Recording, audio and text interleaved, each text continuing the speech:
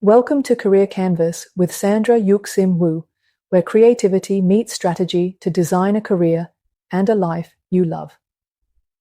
Today's episode is about endurance, not just in sports, but also in careers and everyday life. To help us navigate this journey, we have an extraordinary guest, Karen Meades. Karen was the CFO at the Ottawa Heart Institute. Now, she is a professor and program coordinator at Algonquin College, School of Business and Hospitality. But beyond her impressive career in accounting and education, she's also an ultramarathoner, the third Canadian woman to complete the grueling Planet 4 Deserts Ultramarathon Series. She knows firsthand that the hardest part of any race or career isn't the start or the finish. Karen has learned that success is built on adaptability, creative problem solving, and resilience. But in 2012, her journey took an unexpected turn with a life-changing heart diagnosis. 12% of her heart was permanently damaged, forcing her to redefine endurance and adventure on her own terms. Instead of stopping, she reinvented herself, trading ultramarathons for cycling and even taking up beekeeping.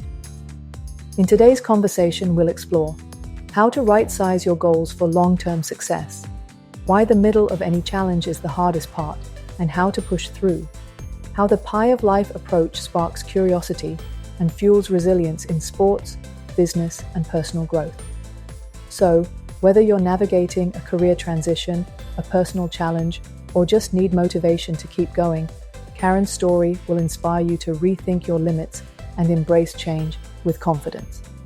Let's dive in and start painting the canvas of your career, one bold stroke at a time. I read your profile. You have achieved a lot in your life. You were the CFO for the Ottawa Heart Institute. You have completed the ultramarathon. You were the third Canadian woman to complete the Planet 4 Desert Series. Very impressive. And then you also published a book, My Limitless Life. Okay, so I want to talk a little bit about your book. And now you are the professor and program coordinator for accounting and financial practice at Algonquin College.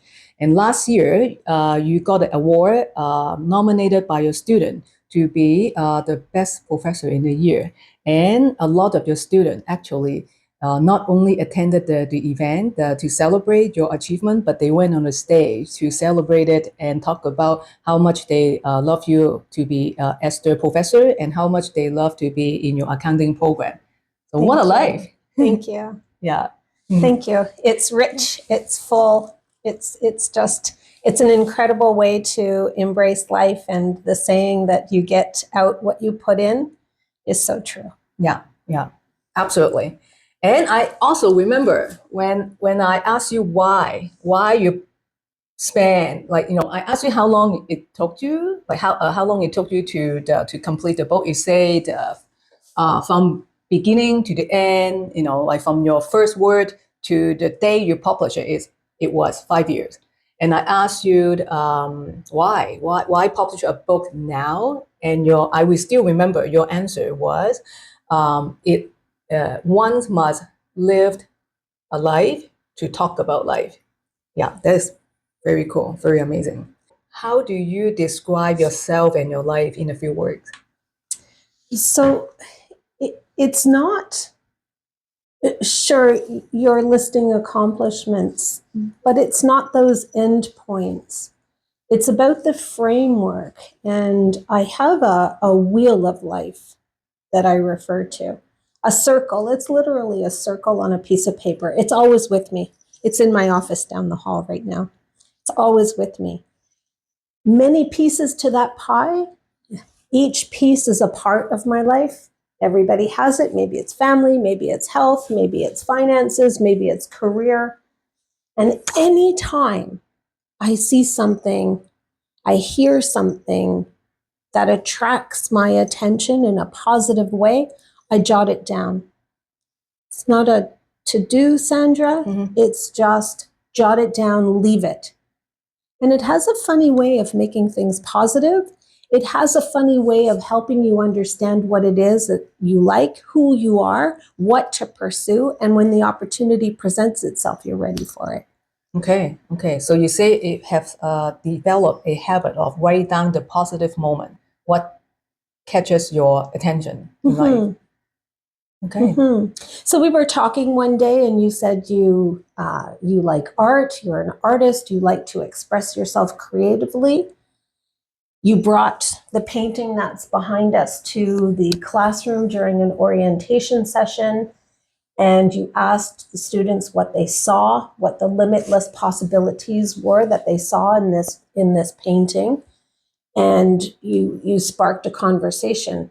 But you sparked in me something about creativity, and I went home and I wrote down painting.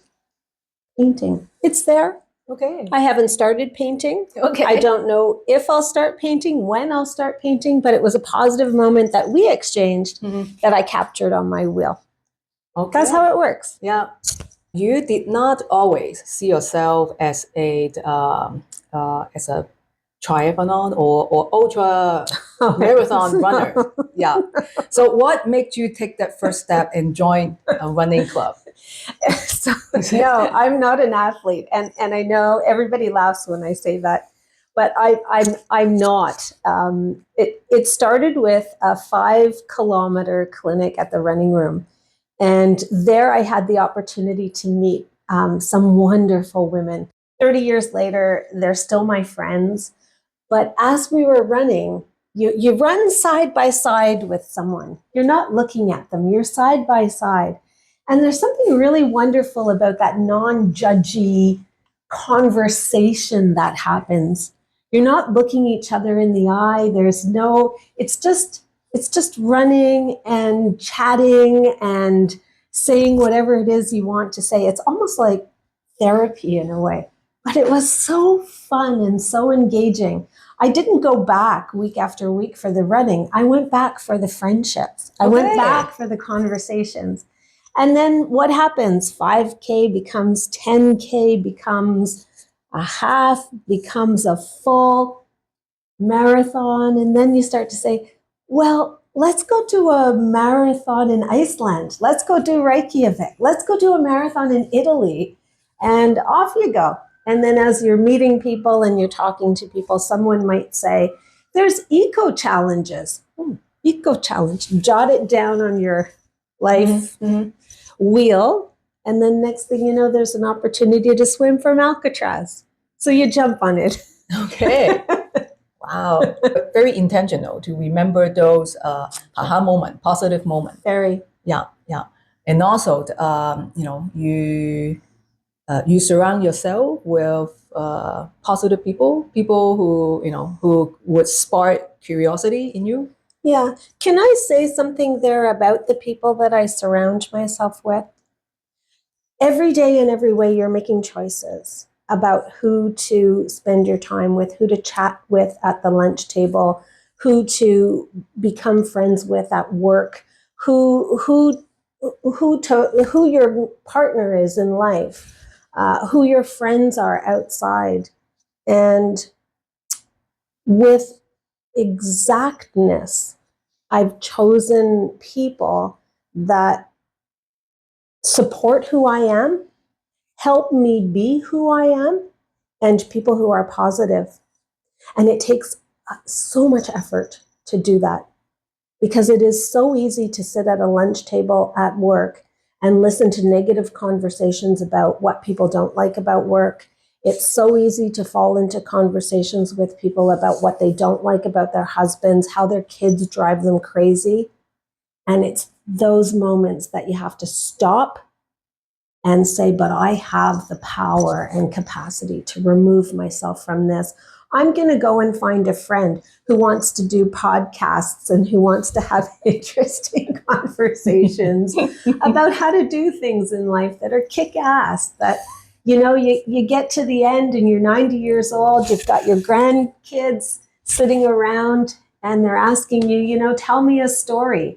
Well, I intend to tell them a story that's fun, full of love, full of adventure, a kick-ass story. That's what I'm doing. Yeah. Awesome. Yeah. Does that make sense? It makes sense. Yeah. It makes a lot of sense. Like I feel the same too, right? Because I guess one of the reason I started this podcast, yeah, is like I love stories. Yeah, I well, first of all, I love to tell my story. I love to hear others people's story, and also I there's always something fun to learn, you know. Yeah. And I think like inspiration doesn't just start like sitting at home, right? Like you have to do something. You Right? have to do something. You have to listen to the conversations that are going on around you to find those things that you like. You know, people will say, well, do whatever you want to do. You can do whatever you want to do. And I think Canada is a place where we largely can do whatever we want to do. And as women, I feel we can do whatever it is we want to do. The hardest question for people to answer is, but I don't know what I want to do. Well, back to that wheel. That was a great way for me to define what it is that I want to do. And it started with someone a professor in university told me, you don't have to answer the big philosophical question. All you have to do is write down things that you thought were interesting. Mm-hmm. That's all you have to do. Okay, That's all you have to do. That segue into my next question. Like many people hesitate to start because of fear of failure or fear of unknown, right? So, what would be the first step to overcome that hurdle? Yeah, and I really felt that. There's a chapter in the book where I talk about right sizing goals and being okay with who you are and what your goal is. So, I'm not a runner. I'm not an athlete. I'm not. And when I started running, and particularly when I started marathons, people would approach and they'd say, oh, what was your time? And I would tell them my time. And you know that look when people look at you and go, So I had done a marathon. I had gotten up off the sofa and completed a full marathon. And here I was feeling bad about myself because I knew the people who were asking me my time were reacting to the fact that my time was very slow. So I went and I joined a fitness place for marathoning, make you faster. Run faster, be better. And I was morphing my goal into something where not only did I have to run a marathon, but I had to do so quickly. I had to run a fast time. I had to run a time that would impress people when they said, what was your time? That was the worst year I ever spent. I almost quit running completely because I felt like such a loser. I couldn't do it. I couldn't get faster. I'm not an athlete. I just didn't have those genetics. I just didn't have the time to invest and so on and so on. It just wasn't going to happen. And what did I do with all of that? I stepped back. I went to my wheel and I said, what was it about the running that I had written down? And it was, I loved seeing nature within the woods. I loved the conversations with my girlfriends. There was nothing in there about I had to be a fast runner, nothing. And I thought, hang on, I'm throwing this watch away. I'm throwing this heart monitor away. I don't care how slow I am. I will gladly step aside as the elite runners go past me or people who want to, are out there looking for a certain time. I'm going to go out and I'm going to do the running the way I want to do it. I need to be in a certain physical condition to complete the race, but I don't need to be more than that. And that was my happy spot. Mm-hmm. So that's how I address that question about right size the goal. I have had an incredible journey with this, finishing these races. I'm not a competitor. And I really know that in my bones now. I'm not a competitor, I'm a finisher. Okay. That's how that goes. Yeah. So do it. And it's not about failing. It's about right sizing what the goal was in the first place. Mm-hmm. If school is really hard for you, okay, so don't set your sights on straight A pluses. It doesn't mean that you can't learn. It doesn't mean that you can't graduate. It doesn't mean that you can't, continue in the career in accounting. We're not all A plus students. We're not all gold medalists at the marathon. That's one guy, Mm-hmm. right? Yeah. Yeah. Yeah. So Seinfeld said it really well. He said, "Oh, in the marathon, there's one winner and 40,000 losers." Behind him. Yeah. But that 40,000 people got up and start doing finishing. Absolutely. Right? Yeah. They made friends. They have an accomplishment under their belt. They were running because they wanted to get into shape. They're in good shape, and so on and so on. There are so many wins in that. Yeah. So right side the goal, but also be very clear. The definition of success, definition of win, it should be different. It's different. Yeah. And I don't begrudge anybody who says, no, I really want to train and I want to make my time faster or blah, blah. Great. That's your goal. But these things are personal. Mm-hmm. Yeah. It took me a whole year of training and being miserable to figure that out. A whole year. Yeah. And thank you for sharing it. So we don't have to train for a whole year for a marathon to learn that. That's good. Okay, so ultra marathon tests both body and mind. So what was the most mentally and physically challenging race you ever faced, and how did you push through it? Every race is challenging in a different way. I was more afraid of the jungle than I was of the desert, but I was also quite afraid of crossing the Drake Passage on the way to Antarctica and being in a small vessel in the middle of the most powerful water in the world. So I'm afraid. I was so afraid in the jungle marathon. They gave us 2 days of training, and then I found myself on the start line for what was going to be a 7-day race in the primary jungle, in the primary Amazon jungle, so deep in the Amazon. And I was so nervous and so afraid. My knees were shaking, like my body was shaking. And I was just, can I do this? And then something in me said, but I want to do this. I want to do this. And if you want to do it, then you approach it with a braveness. And you say, I'm here. I want to do this. I'm going to do this. And you acknowledge that you're fearful. So different races pose different challenges. It's definitely more of a mental game than it is a physical game.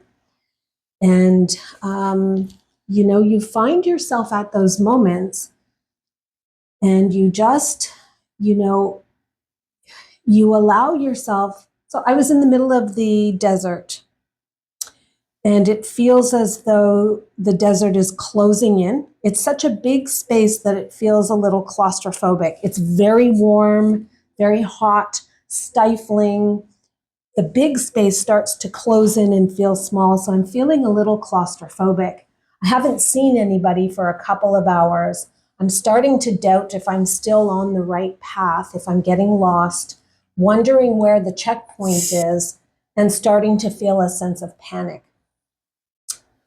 So in my mind, I'm panicking. And there's another part of me that says, okay, have your freak out. You need to freak out. Just do it. Just have your freak out. Okay.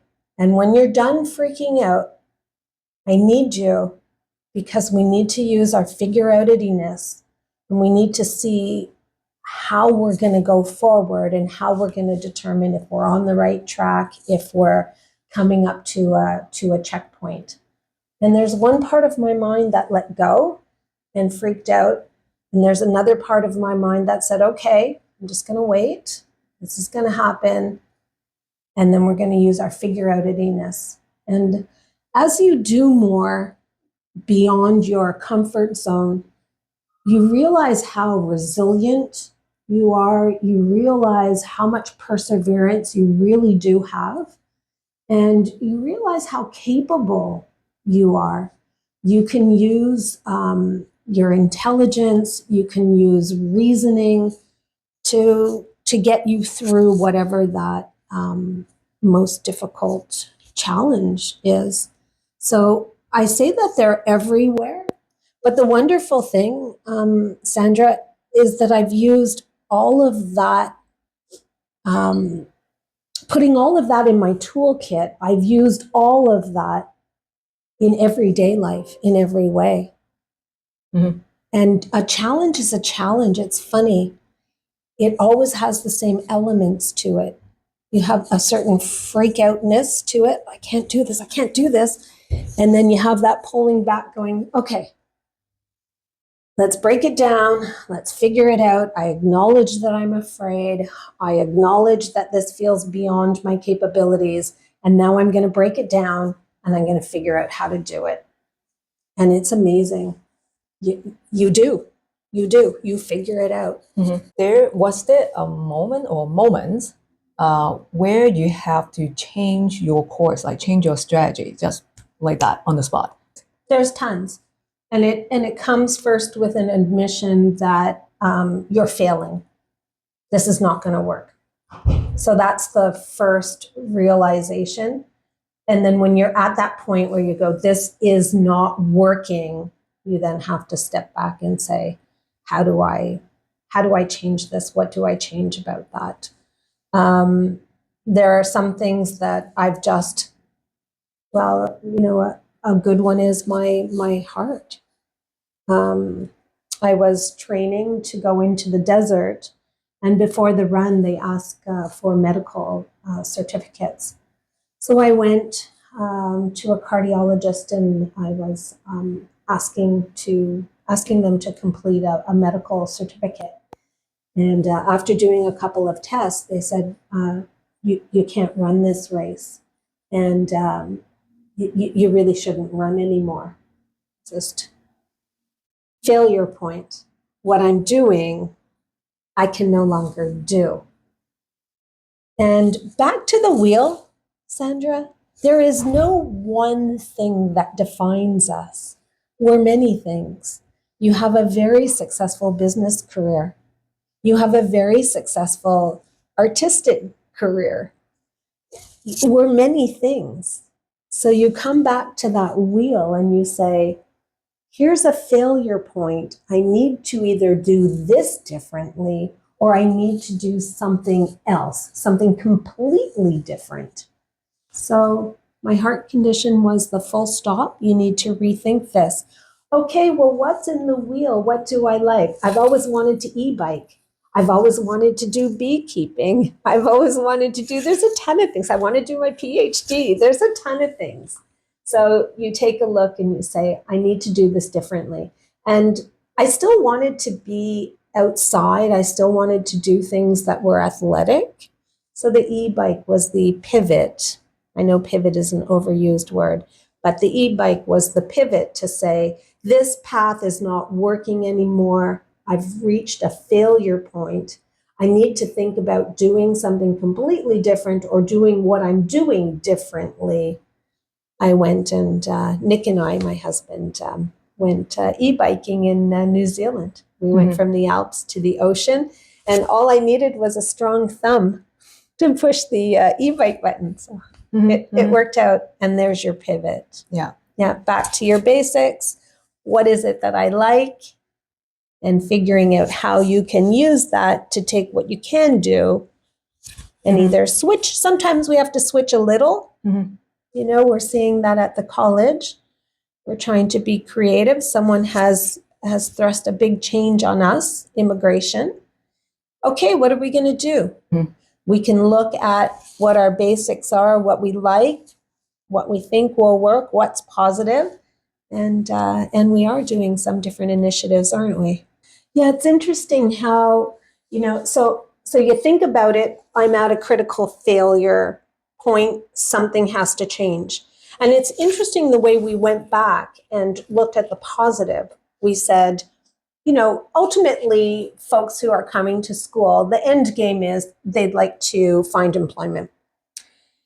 And we know, because of the work that we do with the Program Advisory Council, that the Accounting and Financial Practice Graduate Certificate Program does enable folks to find employment. The program is quick. It's a year, so not a huge investment in time, but in a year you can be retooled and ready to enter that workforce. What a great conversation about analyzing the situation. I don't think either of us cried at any time. We just sat down and said, what is it about this program that's good? What are the positives? And what are the positives bringing this forward? And it's been, although it's been very challenging, working with you has been a very positive experience about, okay, this is a challenge. I'm going to have my freak out moment. We had our freak out moment. Yep. We came back to our rational brain and we said, let's dig in this toolkit. What have we got? What can we do? And let's do it. Mm-hmm. Mm-hmm. That's how you approach feeling claustrophobic in the desert and having a freak out. That's how you approach programming at Algonquin College. That's facing some challenges with the international immigration law changes. Yeah. Yeah. That's good. Yeah. I met your student. Remember, I met the student rep. I think every semester, or at least twice a year, we actually have a party with your professor, like the professor in your program and the student, right? So there's a lot of good feedback. Just looking at how happy the student are, and also the professor, how proud they are to be part of this program. So I know there is a lot of quality, in what we're delivering. And it makes you think, it always makes me return to that wheel, if you will, that wheel of life, to say, what is it about the program in this particular instance that's good? What about the program is positive? Because then I understand more completely what it is I'm building from or building on. So it's always that return to those fundamental thoughts and questions that I've put down. And I don't mean for that to be a make work project. Very often people will come away from the session and they'll say, I'm going home. I'm gonna make 8 slices of pie in this wheel, and I'm going to. And it's an iterative. It's not more work. It's just pulling out those thoughts and ideas and conversations, pulling out the things that caught your attention. Let them sit. Mm-hmm. Yeah. Yeah. They'll come back someday when you put the connections together. Yeah. Yeah. When you see the opportunities, it comes back. That's good.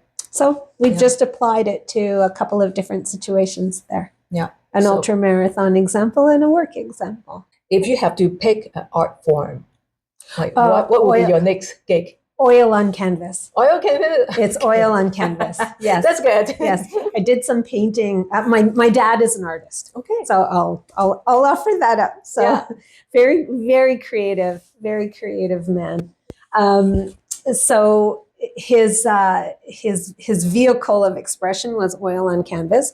So I had some exposure as a young adult to. I have a couple of paintings actually that I've done in my 20s, but then got busy with school, got busy with having a daughter, married, and life just sort of went in a different direction. But I have written it down since meeting you, and thought. Yeah. Get back to it. Yeah. Yeah. It seems like there's something there, like the beekeeping. Yeah. It seems like there's something sedentary to it. There's something thoughtful to it. Probably a better activity for my heart than ultramarathoning. So there's something there that I've jotted down. We'll see where it That's goes. very nice. Yeah, Just leave it there on that wheel of life for now. yeah. I did I did an episode, about myself, and in which I talk about oil painting on canvas is built on layers, right? Yes. It's layered. Like you can never like get it perfect and get it done in one sitting. So you have to, have different experience. You have to have different challenge, and then you build the color, the shape, the form, on layers. In fact, you may change your theme, you may change the composition slightly on the, as you go when you're doing a painting. So it's pretty much like life. It's like life. Yeah, Absolutely. But the point, and you've said this a couple of times, I did. you have to start. Yeah, had to start. Yeah, There has to be, none of this can be without action. yeah. We cannot watch a video how to ski and then call ourselves a skier. There has to be action. Yeah. And if the action is to start with a video to learn how to ski, maybe that's your starting point. But yes, if you want to ski, you have to ski. Yeah, There's a starting point to all of this. yeah. Mm-hmm. Yeah. And, I talk about failure in the book. I talk about being afraid. I talk about things that have really escaped me. I will never complete a 100-miler. I've come up to it 3 times, maybe 4 times. And that was just the race that got away from me. Mm-hmm. Yeah. I just couldn't do it. Yeah. Okay. And that happens, right? Yep. Yeah. Mm-hmm. So, where can we find this book? Amazon. Okay. Yeah. My Limitless Life, Karen Meades. And you talk about the pie. It's actually is in this book. See, okay. Up there. Yep. Is it that one? The life pie. It is. Yeah, page 45. Page 45. And the life pie. The life pie is composed of surrounding, community, family and friends, love and romance, finance, work and career, health and fitness, and spirituality. Yours may have different slices. Yeah. Yours may have different labels. Mm-hmm. Those are mine. Okay. So I think the key is like we do need to, like divide up our life. Like what, how do we see our life? What's important to you? What's important to us? And then try to like develop a habit is like when we have a happy moment, positive moment, try to write the little notes, even just one word. You said, I consider life to be a balance of love, friends, health, and finance. And then you continue to say, nobody likes to talk about money, right? But it's very important. Do you want to elaborate on that one? So, folks shy away from conversations about money, and folks shy away from conversations about the pursuit of more money. Money is an enabler, and you don't do anything without money. So it tied back to my childhood. It tied back to my mom feeling pretty unsatisfied in life, pretty negative most of the time. And a paradigm for me became, you need a good education. The education is the gateway to opportunity. It's the gateway to freedom. Education enables a good job. A good job enables a good salary. A good salary enables you to do more than just put food on the table. It provides savings. And the savings provide for opportunities. You can take advantage and travel to do a marathon in Iceland, which is experiential learning. You see a different culture, experiential learning in a new opportunity, expanding your comfort zone, expanding the wealth of your life. So don't shy away from finance. It's a tool. Mm-hmm. It's a tool in your toolbox. You need to go to that toolbox. You need to find money there to do things. Mhm. So understand what it is and use the tool well. Mhm. What an inspiring conversation with Karen Meades. Today, we explored how to right-size your goals for long-term success, why the middle of any challenge is the hardest part, and how to push through, and how the pie of life approach helps balance sports, business, and personal growth. Karen reminded us that pivoting is part of the journey. Focusing on the positives can keep us moving forward, and we don't have to be great to start, but we have to start to become great. Share your thoughts by leaving a comment, sending me a message, or tagging me on social media. I'd love to continue the conversation. And if you enjoyed this episode, don't forget to subscribe so you never miss an episode. Leave a review. Your feedback helps this podcast grow and reach more listeners.